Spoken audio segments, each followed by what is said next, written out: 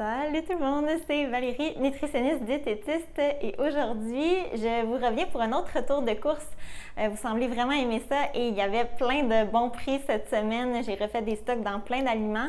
Je vais vraiment essayer de mettre la vidéo en ligne avant mercredi pour que vous puissiez en bénéficier vous aussi. Et comme toujours, je vous partage aussi mon menu de la semaine, des repas nutritifs, simples, faciles, économiques. Donc, restez jusqu'à la fin et nous, on commence ça maintenant. OK, donc cette semaine, c'était principalement au IGA avec un mini-stop aux fruits et légumes et au métro. Ça a coûté en tout 88 $ et on a fait 64 $ d'économie, vraiment très bon. Je rappelle que c'est pour 2 adultes et je vais vous indiquer les prix quand je m'en souviens. On va commencer par les aliments froids. J'ai ici des cuisses de poulet, c'était au métro à 2,80 à peu près le kilo, vraiment très bon. Ensuite, beaucoup de rabais au IGA sur les surgelés. J'ai pas l'habitude en été d'en acheter vraiment beaucoup, mais c'était vraiment bon prix et mine de rien, l'hiver approche vraiment rapidement. Désolée de vous le rappeler, moi j'adore l'automne donc ça me dérange pas, mais ça s'en vient.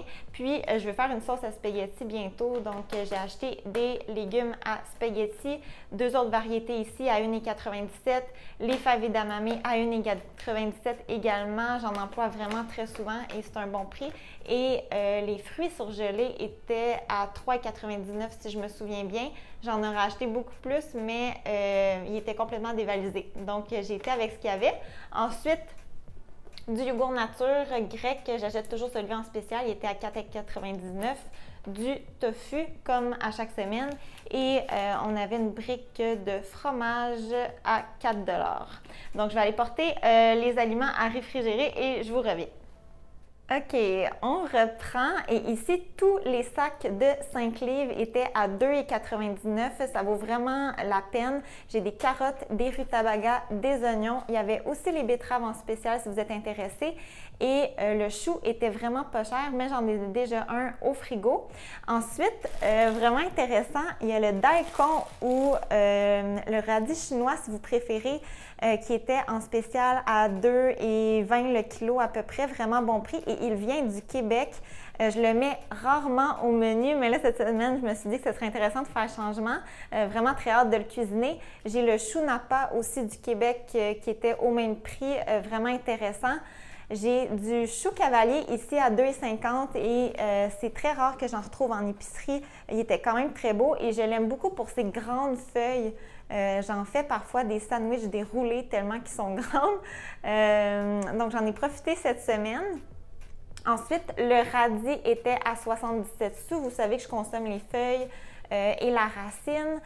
Les haricots verts étaient à 2,99 $ le panier. J'ai aussi une laitue à 77 sous, une poire bosse que j'avais besoin pour une recette. Ici, c'était le mini-stop à la fruiterie et c'est mon conjoint qui a arrêté et c'est juste pour vous montrer à quel point ça va vite quand on ne porte pas attention au prix. Un panier de pêche à 8,50 $, 6 pommes pour 4 $. Je vais probablement devoir y retourner parce que j'irai pas très loin avec ça. Et bon, le maïs, c'était correct. Mais je vous le dis, là, si je ne fais pas une liste détaillée à mon conjoint, là, les prix vont exploser. Je vous dis, notre facture, je pense que c'est le double ou le triple. Mesdames, dites-moi que je ne suis pas la seule, mais on les aime quand même. Ensuite, j'ai mon vinaigre de riz ici qui était en spécial, les bananes, les pâtes de grains entiers que j'aime acheter qui étaient 2 $. Ensuite, les bagels qui étaient en spécial à 1,50 $ chaque et 97 sous la conserve. J'ai acheté 4 conserves de légumineuses, 2 pois chiches, un haricot noir et une conserve d'haricots blancs. Et les conserves de tomates aussi étaient en spécial à 97 sous. Il n'y avait plus de tomates en dés. Je vous dis, quand c'est des bons prix, là, ça se fait complètement, les tablettes se vident. En remplacement, j'ai acheté des tomates entières. Et pour terminer, les meilleurs craquelins, selon mon conjoint, les biscuits soda de blé entier. Donc, et voilà, ça fait le tour. Puis, évidemment, je complète ça avec les légumes de mon jardin. OK, maintenant pour le menu de cette semaine, aujourd'hui samedi, on est déjà très avancé dans la journée, ça va être un souper très rapide. J'ai prévu manger des burgers et mes galettes sont déjà prêtes au congélateur. C'est des galettes que j'avais préparées les semaines précédentes à partir de lentilles écrasées et de poulet haché extra maigre, c'est excellent. Et j'ai également des muffins anglais de blé entier également au congélateur qui vont servir de pain à burger. Et je vais préparer une petite salade express de choux et de pieds de brocoli comme accompagnement.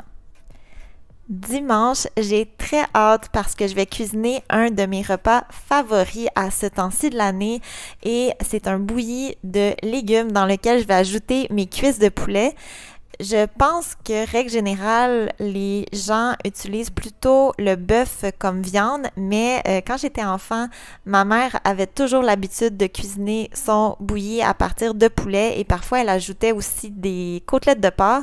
J'ai donc conservé cette habitude-là, mais vraiment, c'est un repas très réconfortant pour moi que j'essaie de répéter au moins 2 fois dans l'année là, avant que le temps du maïs se soit terminé.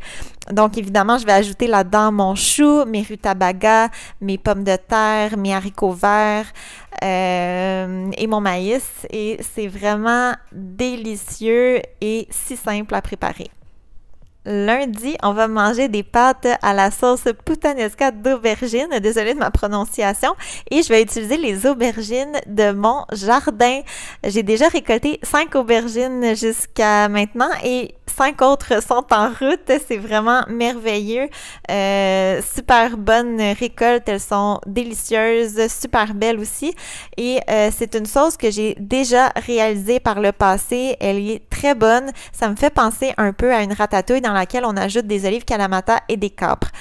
Seule modification de mon côté, j'emploie seulement 1 cuillère à table de capre plutôt que 2. Je trouve que c'est amplement suffisant. J'ajoute des pois chiches pour des protéines et la recette propose de le servir sur un lit de courges spaghetti qui doit être excellent, mais j'en ai pas présentement. Ça va être plutôt des pâtes de grains entiers. Mardi, on va manger des restes de notre bouilli de légumes et de poulet. Et mercredi, j'ai prévu cuisiner des bols repas style banh mi. Encore désolée de ma prononciation. Des banh mi, c'est des sandwichs vietnamiens préparés à partir d'un pain baguette, d'une viande, souvent du porc, du poulet. Il y a des légumes marinés aussi à l'intérieur, entre autres le fameux daikon, des carottes aussi et habituellement, là, il y a une mayonnaise aussi qui vient avec ça. Moi, je vais le préparer sous forme de bol et ma protéine, ça va être du tofu. Je vais le servir avec du riz ou des nouilles soba, là, selon notre envie du moment. Jeudi, ça va être congé de repas. J'ai déjà au congélateur un mijoté de lentilles rouges et d'épinards de préparer. Vraiment une belle recette si vous êtes à la recherche d'une recette de lentilles rouges. Et je vais le servir avec du quinoa ou du sarrasin selon notre envie.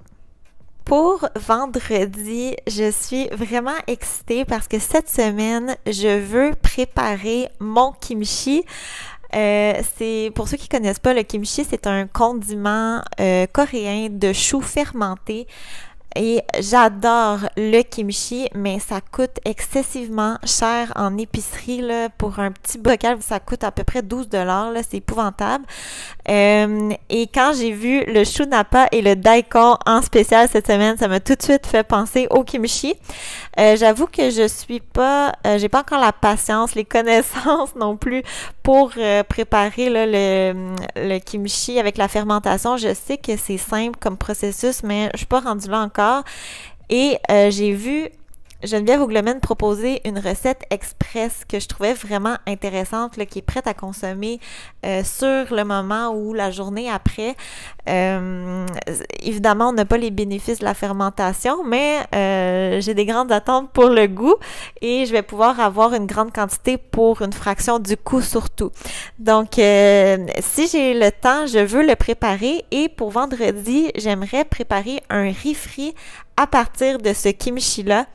et des légumes qui me restent au frigo. Comme source de protéines, je vais ajouter des fèves edamame et sur le dessus, un œuf miroir. Vraiment très hâte à ça, là. C'est une nouveauté pour moi, donc je peux pas vraiment le commenter, mais ça risque d'être très bon. Et j'espère pouvoir faire plusieurs expérimentations là, avec mes restes de kimchi. Et voilà, c'est ce qui complète mon menu de la semaine. Comme toujours, j'espère vous avoir donné des belles inspirations. Sinon, je vous souhaite une belle journée et on se revoit très bientôt. Bye bye!